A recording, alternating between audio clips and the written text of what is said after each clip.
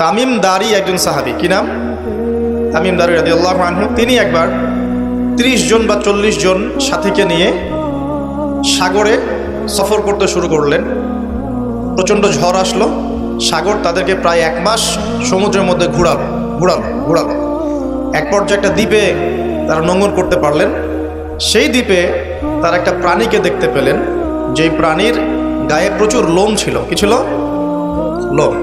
এত বেশি লোমকূপ যে তার চেহারা কোনটা আর পিছন দিক কোনটা এটা আইডেন্টিফাই করা যাচ্ছে না।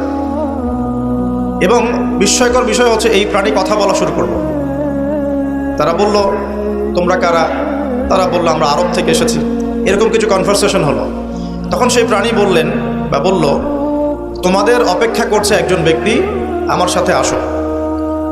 তখন এই 30 জন বা 40 জন সাহাবী তারা তামিম দারির সাথে গেলেন। সাহাবী বলছে এই অর্থে যে তারা পরবর্তীতে মুসলিম হয়েছিলেন। এই ঘটনার পরে তারা মুসলিম হয়েছিল, আলহামদুলিল্লাহ। তো তারা গিয়ে দেখলেন শেকল দিয়ে একজন ব্যক্তিকে বাঁধা আছে, যেই ব্যক্তি খুবই শক্তিশালী, তাকে শেকল দিয়ে বেঁধে রাখা হয়েছে। এবং সেই ব্যক্তি তাদেরকে জিজ্ঞাসা করছিল, তোমরা কোত্থেকে এসেছো? তামিম দারি রাদিয়াল্লাহু আনহু তিনি বলছেন, আমরা মক্কা থেকে এসেছি, মদিনা মক্কা থেকে এসেছি। কি উদ্দেশ্যে? এই উদ্দেশ্যে, তোমাদের সেখানে একজন ব্যক্তি আছে মুহাম্মদ, তার কি খবর? তামিম দারি রাদিয়াল্লাহু আনহু বলছেন, তার খবর হচ্ছে বালতির মতো। কিসের মতো? বালতির মতো।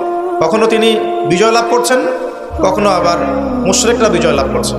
মানে বদরের যুদ্ধে তিনি জয়লাভ করেছেন, উহুদের যুদ্ধে আবার মুশরিকরা মুসলিমদেরকে বিপর্যয়ের সম্মুখীন করেছেন। জিজ্ঞাসা করলেন, তাবারিয়া হ্রদ চেনো? তিনি বলছেন, হ্যাঁ চিনি। তাবারিয়া হ্রদে কি পানি আছে? তামিম দারি রাদিয়াল্লাহু আনহু বলছেন, হ্যাঁ পানি আছে। এই ব্যক্তি তখন বলছে, অতি শীঘ্রই সেখানে কোনো পানি থাকবে না। আবার প্রশ্ন করছেন, বাইসানের খেজুর গাছের নাম শুনেছ? তামিম দারি বলছেন, শুনেছে। সেখানে কি খেজুর আছে? তামিম দারি বলছেন, প্রচুর খেজুর আছে। এই ব্যক্তি বলছে যে অতি সত্বর সেখানে কোনো খেজুর থাকবে না। এরকম কিছু কথা বলার পরে তামিম দারি তাকে জিজ্ঞাসা করলেন, আপনি কে? এত প্রশ্ন জিজ্ঞাসা করছেন, তুমি কে? তোমার পরিচয় দাও। তখন এই ব্যক্তি বলছিলেন, আমার পরিচয় তোমরা খুব শীঘ্রই জানতে পারবে। অতি শীঘ্রই আমি এই শেকল থেকে মুক্ত হব এবং পুরো পৃথিবীতে আমি 40 দিন রাজত্ব করব। কতদিন? 40 দিন। তবে মক্কা এবং মদিনায় আমি প্রবেশ করতে পারবো না, কারণ সেখানে প্রবেশ করতে ধরলেই দেখা যাবে আল্লাহর ফেরেশতারা খোলা তরবারি হাতে মক্কা মদিনা পাহারা দিচ্ছে। তবে আমি আমার পরিচয় জানিয়ে দিচ্ছি, আমি হচ্ছি তামিম দারি রাদিয়াল্লাহু আনহু। তিনি এসে এই ঘটনা নবী সাল্লাল্লাহু আলাইহি ওয়াসাল্লামকে বললেন। বলার পরে নবী সাল্লাল্লাহু আলাইহি ওয়াসাল্লাম তার চেহারাটা উজ্জ্বল হয়ে উঠল। তিনি মিম্বরে দাঁড়িয়ে বললেন, আমি কি তোমাদেরকে বলিনি এইরকম একটা সত্তার কথা, এমন একটা ভয়ঙ্কর ফিতনার কথা? সাহাবীরা বললেন, হ্যাঁ আপনি বলেছিলেন। তামিম দারি আজকে সেটাই দেখে এসেছে, তোমাদেরকে সেই ঘটনা সে ব্যক্ত করছে। এখান থেকে আমরা বুঝতে পারলাম যে একটা দ্বীপের মধ্যে বন্দী ছিল বা আছে, হয় ছিল বা আছে। এখন ছিল না এখনো আছে, এর উত্তর খুঁজতে হলে একটা হাদিস দেখতে হবে। এটা কোন হাদিস? সহিহ মুসলিমের। নবী সাল্লাল্লাহু আলাইহি ওয়াসাল্লাম মদিনায় বসবাস করছেন, মক্কা থেকে হিজরত করে মদিনায় এসেছেন। মদিনায় মাশাআল্লাহ তিনি ইসলামিক রাষ্ট্র প্রতিষ্ঠা করেছেন। বদরের যুদ্ধ হয়েছে, উহুদের যুদ্ধ হয়েছে, খন্দকের যুদ্ধ হয়েছে। ইসলামের একটা পুরো খিলাফা স্টেট যেটা আমরা বলি সেটা কায়েম হয়েছে। এর মধ্যে খবর এলো একটি মায়ের একটা সন্তান হয়েছে। এই সন্তানটার সাথে যে আলামত এগুলো মিলে যাচ্ছে। ঠিক আছে, এই সন্তানের নাম হচ্ছে ইবনে সাইয়্যেদ। কি নাম? ইবনে সাইয়্যেদ। তো নবী সাল্লাল্লাহু আলাইহি ওয়াসাল্লাম ওমর রাদিয়াল্লাহু আনহু এবং অন্যান্য সাহাবীদের কিনে ইনভেস্টিগেট করতে গেলেন। ইনভেস্টিগেট করতে গিয়ে তাকে ডাকলেন। ইবনে সাইয়্যেদকে ডেকে বললেন, তার চুলগুলো কোঁকড়ানো ছিল চুলের মতোই, চোখের মধ্যে একটু সমস্যা ছিল, কারণ আমরা জানি ডান চোখে একটু সমস্যা থাকবে। আঙ্গুর কালার দেখেছেন? আঙ্গুর, চোখটা অনেকটা আঙ্গুরের মতো হবে, ফোলা। ইবনে সাইয়্যেদের কাঠামোটা মিলে যাচ্ছিল। নবী সাল্লাল্লাহু আলাইহি ওয়াসাল্লাম তাকে ডেকে বললেন, তুমি কি দেখো? ইবনে সাইয়্যেদ বলছে, আমি আরশ দেখি। কি দেখি? আরশ বোঝেন তো? আচ্ছা, এখানে আরশের কথা যেহেতু এসেই গেছে, একটা কথা বলে দেই যে নবী সাল্লাল্লাহু আলাইহি ওয়াসাল্লাম একটা হাদিসে বলেছেন, কিতাবুত তাওহীদ গ্রন্থের মধ্যে আছে, আমরা যে পৃথিবীতে বসবাস করছি, এই পৃথিবী থেকে প্রথম আসমান মানে পুরো মহাবিশ্ব এর দূরত্ব হচ্ছে 500 বছরের রাস্তা। কত বছর? এভাবে দ্বিতীয় আসমান থেকে তৃতীয় আসমানের ডিস্টেন্স 500 বছরের পথ। কত বছর? এভাবে চতুর্থ, পঞ্চম, ষষ্ঠ, সপ্তম এই 7 আসমানের প্রত্যেক আসমানের ডিস্টেন্স হচ্ছে 500 বছরের রাস্তা। এর উপরে আছে কুরসি। কি আছে? ওয়াসিআ কুরসিয়ুহুস সামাওয়াতি ওয়াল আরদ। আয়াতুল কুরসি পড়েন নাই? আয়াতুল কুরসি ঘুমানোর সময় পড়েন কি? যে ব্যক্তি ঘুমানোর সময় আয়াতুল কুরসি পড়ে, সারা রাত আল্লাহর পক্ষ থেকে একজন ফেরেশতা তাকে পাহারা দিবে ইনশাআল্লাহ। কিন্তু এই কথা নাসা বিশ্বাস করবে না, এই কথা বিজ্ঞান বিশ্বাস করবে না, কারণ তাকে চোখে দেখা যায় না। তাদের একটা জ্ঞানতাত্ত্বিক দর্শন আছে, যেটা আমরা ইউনিভার্সিটিতে পড়ে আসি দীর্ঘদিন। সেটা হলো যা চাক্ষুষ দেখা যায় না এগুলোতে বিশ্বাস করতে নাই। পরীক্ষা নিরীক্ষা পর্যবেক্ষণের মাধ্যমে যখন কোনো সিদ্ধান্ত পাওয়া যাবে সেটাই জ্ঞান, এছাড়া জ্ঞানের কোনো অস্তিত্ব নাই। স্কুল থেকে শুরু করে পিএইচডি ডিগ্রি পর্যন্ত এই দর্শনের উপর ডিপেন্ড করে শিক্ষা নিচ্ছি আমরা সবাই। এখন যা দেখি না বিশ্বাস করবো না। এই কারণে পশ্চিমারা আল্লাহকে বিশ্বাস করে না, আল্লাহকে দেখা যায় না। ফেরেশতাকে বিশ্বাস করবে না, বলবে যে বোগাস কথাবার্তা। কোথায় ফেরেশতা দেখা যায়? যা দেখি না বিশ্বাস করবো কেন? আখেরাত দেখি না কেন বিশ্বাস করবো? জান্নাত জাহান্নাম দেখি নাই কেন বিশ্বাস করবো? জিন জাতি দেখি নাই কেন বিশ্বাস করবো? আত্মা বা রুহকে দেখেছেন? রুহ বা আত্মা যেটা নিয়ে চলাফেরা করছেন দেখেছেন? কেন বিশ্বাস? কবরের আযাব কেন বিশ্বাস করবে? এই কারণে তাদের দর্শন যেহেতু প্রোটেস্ট্যান্ট দর্শনের জ্ঞানে বিশ্বাস করে, চাক্ষুষ দর্শন যেটা সেটাই জ্ঞান, এর বাইরে জ্ঞানের কোনো অস্তিত্ব আছে এটা বিশ্বাস করে না। এই কারণেই তারা ইমানের 6 পিলারের কোনো পিলারে বিশ্বাস করে না। আর ইমানের 6 পিলারই কিন্তু গায়েব। গায়েব না? আল্লাহ বিশ্বাস, ফেরেশতায় বিশ্বাস, নবী রাসূলগণ, আসমানি কিতাব, পরকাল, তাকদীর, এগুলো কি দেখা যায়?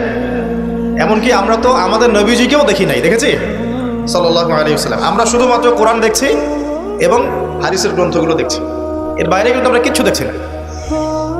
তো তারা আবার পরিকল্পিতভাবে তাদের দর্শনটাকে প্রতিষ্ঠা করার জন্যে এবং আমরা যে গায়েবে বিশ্বাস করি এই দর্শনটাকে এলিমিনেট, বাতিল করার জন্যে কিছু শব্দও চালু করেছে। একটা শব্দ মৌলবাদী, একটা শব্দ ধর্মান্ধ। থামেন, ঠিক বেঠিক বলার দরকার নাই, ঠান্ডা মাথায় লেকচার শোনেন। কোরআন সুন্নাহর কথা ঠিক বললেও ঠিক, না বললেও কি ঠিক কিনা বলে? আচ্ছা, পশ্চিমারা তাদের দর্শনটাকে বাস্তবায়ন করার জন্য যে আমরা চোখে যা দেখি তাই বিশ্বাস করব, এর বাইরে কিছুই বিশ্বাস করব না, এই দর্শনটাকে সাবিত করার জন্যে এবং আমাদের যে গায়েবে বিশ্বাস, অদৃশ্যে আমরা বিশ্বাস করি, এটাকে এলিমিনেট, বাতিল করার জন্য এই শব্দ দুটো চালু করেছে। যখন আপনি বলবেন আমি বিনা বাক্য ব্যয়ে আল্লাহকে বিশ্বাস করি, মালায়েকা বিশ্বাস করি, নবী রাসূল বিশ্বাস করি, পরকাল, কবরের আযাব, জান্নাত জাহান্নাম সব বিশ্বাস করি, তারা আপনাকে বলবে আপনি ধর্মান্ধ।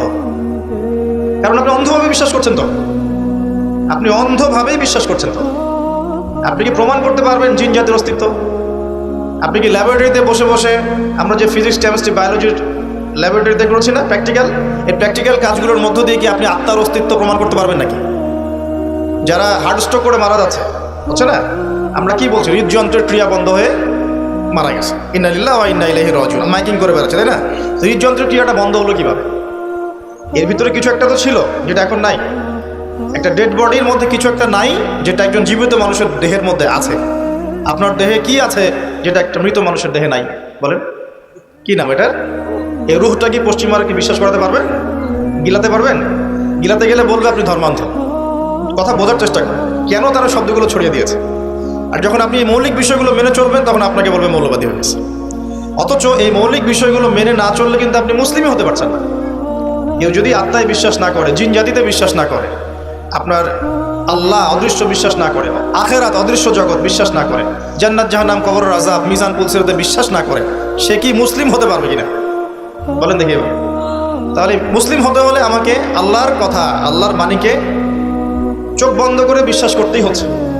কোনো কোনো ক্ষেত্রে আল্লাহ পাকের আদেশের সামনে আত্মসমর্পণ করতে হচ্ছে বিনা বাক্য ব্যয়। এক্সাম্পল দিচ্ছি, এই যে ইব্রাহিম আলাইহিস সালামের ছেলেকে বলেছিলেন, আল্লাহ পাক বলেছিলেন, যার ফলশ্রুতিতে আমরা ঈদুল আজহা পালন করি না। আচ্ছা দেখেন, ইব্রাহিম আলাইহিস সালামকে আল্লাহ পাক বলছেন 3 দিন স্বপ্ন দেখিয়ে তোমার ছেলেকে করতে হবে, পরীক্ষা তোমার জন্য একটা। এবং তিনি গিয়ে তার সন্তানকে বলছেন, ইন্নী আরা ফিল মানামি আন্নী আসবাহু, হে আমার সন্তান, আমি স্বপ্নে দেখেছি আমি তোমাকে করছি, ফানজুর মাযা তারা, তোমার রায় কি আমাকে বলো। সন্তান বলছে ইসমাঈল আলাইহিস সালাম, ইয়া আবাতি ফাআল মা তু'মার, হে আমার বাবা, আল্লাহ আপনাকে যা আদেশ করেছেন তাই করুন। সাতাজিদুনি ইনশাআল্লাহু মিনাস সাবিরিন, ইনশাআল্লাহ আপনি আমাকে ধৈর্যশীল হবেন। এই ছেলের বয়স কিন্তু আমাদের এই ইয়াং জেনারেশনের চেয়ে অনেক কম।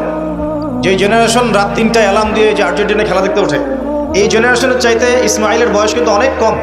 তার বয়স তখন হয়তো 10 বা 12 বা 14। কি শিক্ষা দিলেন তার পিতা তার মা তাকে, যে আল্লাহর আদেশের সামনে জীবন দিতেও তার কোনো পরোয়া নাই। বলছে, আব্বা আপনি যা স্বপ্ন দেখেছেন আল্লাহ আপনাকে যে আদেশ করেছেন আপনি করেন। তাহলে কোন শিক্ষার ঘাটতি আমাদের মধ্যে আছে ভাবতে হবে না এগুলো। ইব্রাহিম আলাইহিস সালাম কিন্তু তার সন্তানকে মানুষ করেন নাই, মনে রাখবেন। তিনি মাঝে মাঝে আসতেন, যাওয়া আসা করতেন, কারণ তার আরেকটা পরিবার ছিল, সারা আলাইহিস সালাম, তার আরেকটা পরিবার ছিল, 2 স্ত্রী। তো তাকে মানুষ করেছেন কিন্তু তার মা হাজারা আলাইহিস সালাম। কোন মা? যেই মাকে ইব্রাহিম রেখে আসছেন কাবা ঘরে, মনে আছে? খাবারও ছিল না, পানিও ছিল না। তিনি বলছেন আপনি কেন রেখে যাচ্ছেন? ইব্রাহিম আলাইহিস সালাম বলেন আল্লাহর হুকুমে। এখন এই মা বলছেন যে যদি আপনি আল্লাহর হুকুমে আমাদেরকে রেখে যান, ইনশাআল্লাহ আল্লাহ পাক আমাদেরকে ফেলে দিবেন না। তো এই মায়ের গর্ভ থেকে ইসমাইল হবে না তো কি আমাদের মা বোনদের গর্ভ থেকে ইসমাইল হবে? আমাদের মা বোনরা এখন কি করে? সারাদিন যে মুভিজ, যে সিরিয়ালস, স্বামীকে সম্পত্তির জন্য প্যারা দিতে দিতে স্বামীর হার্ট স্ট্রোক করে ফেলে। বহু স্বামী আছে হারাম খাইতে চায় না, স্ত্রীর পাল্লায় পর হারাম খায়। হ্যাঁ, আমি কিছু প্র্যাকটিক্যাল কথা বলছি। বহু স্বামী আছে হারাম খেতে চায় না, সন্তান সন্ততির স্ত্রীদের চাপে পড়ে তাকে 2 নাম্বারই করতে সে বাধ্য হয়। কেন করে? পরিবারের জন্য। আমরা কিন্তু বোকা পুরুষ মানুষ, আমরা যারা আছে আমরা কিন্তু আসলে বোকা জাতি, জানেন? আমার বয়স অনেক কম যদিও আপনাদের চাইতে, তবে আমি কিছু বিষয় ফিল করেছি আমার লাইফে, যেটা আমি মনে করি আলহামদুলিল্লাহ আল্লাহ পাক আমাকে নিয়ামত দিয়েছে। যেমন আমি ফিল করেছি আমার লাইফে যে মানুষের আল্লাহ ছাড়া আপন বলতে কেউ নাই, এটা আমি ফিল করেছি। আল্লাহ পাক ছাড়া একজন মানুষের সত্তাগত আপন, আপনার আত্মাগত আপন বলতে আসলে কেউ নাই পৃথিবীতে। যারা আছে আমাদের আশপাশে সবাই সবার স্বার্থে থাকে, সবাই সবার প্রয়োজনে থাকে। প্রয়োজন শেষ হলে আপনাকে চিনবেও না নাকি। আমি যখন ইন্তেকাল করবো এমন হবে 40 দিন পর কেউ আমাদের কবর জিয়ারত করবে কিনা সন্দেহ আছে। এগুলো বাস্তবতা। আর আমরা বোকা কেন জানেন? আমরা এই দুনিয়ার মানুষদের স্বার্থেই, আমার আশপাশের মানুষগুলোর স্বার্থেই সারা জীবন আল্লাহর বিরুদ্ধে চলি, হারাম খাই, সুদ খাই, ঘুষ খাই, দুর্নীতি করে ওদের মুখে হাসি ফোটানোর জন্য। যেই মানুষগুলো আমাকেই চিনবে না পরকালে, দুনিয়াতেই মারা গেলে আমাকে চিনবে না, তো সেই মানুষগুলোর জন্য আমি আল্লাহর বিরুদ্ধে চলে যাই। আমরা বোকা না? আর দেখবেন যেসব পুরুষের সৎ থাকতে চায় তারা শেষ বয়সে খুব একা হয়ে পড়ে। খেয়াল করে দেখেন, যে পুরুষটা সৎ থাকতে চায় শেষ বয়সে গিয়ে দেখবেন তারা খুব একাকিত্বে ভুগছে। এখন একটা কমন সমস্যা এটা। অনেক প্রবীণ মানুষ যারা আছেন তারা কিন্তু একাকিত্বে ভোগেন, খুব একাকিত্বে ভোগেন। স্ত্রী দেখছে না, সন্তান খোঁজ খবর নিচ্ছে না, বন্ধু বান্ধবরা নাই, হ্যাঁ, বৃদ্ধাশ্রমে গিয়ে পড়ে আছে। পরিবারগুলোতে এখন পুরুষ নির্যাতন বেরোচ্ছে আর কি। হ্যাঁ, কথা একটু ভিতর থেকে বোঝার চেষ্টা করবেন। হ্যাঁ, নারী নির্যাতন তো আছেই। আমরা জানি এমন দুশ্চরিত্রের লম্পট অনেক পুরুষ আছে সমাজে, যৌতুকের জন্য মেয়েদেরকে চাপ দেয়, স্ত্রীদেরকে চাপ দেয়, তাই না? শারীরিক মানসিক নির্যাতন করে না? মেয়েদের প্রতিও চরম নির্যাতন হয়, কিন্তু পুরুষদের উপরেও কিন্তু দিন দিন নির্যাতন বাড়ছে। আমরা কিন্তু এই সেন্সে বোকা হয়ে গেছি। চালাক হব কখন? যখন আমরা আমাদের দুনিয়ার প্রতিটা কাজ আল্লাহর সন্তুষ্টির জন্য করব। দুনিয়ার প্রতিটা কাজ যদি আমরা আল্লাহর সন্তুষ্টির জন্য করি, তাহলে আমরা কারো ব্যবহারে কথায় কষ্ট পাবো না ইনশাআল্লাহ।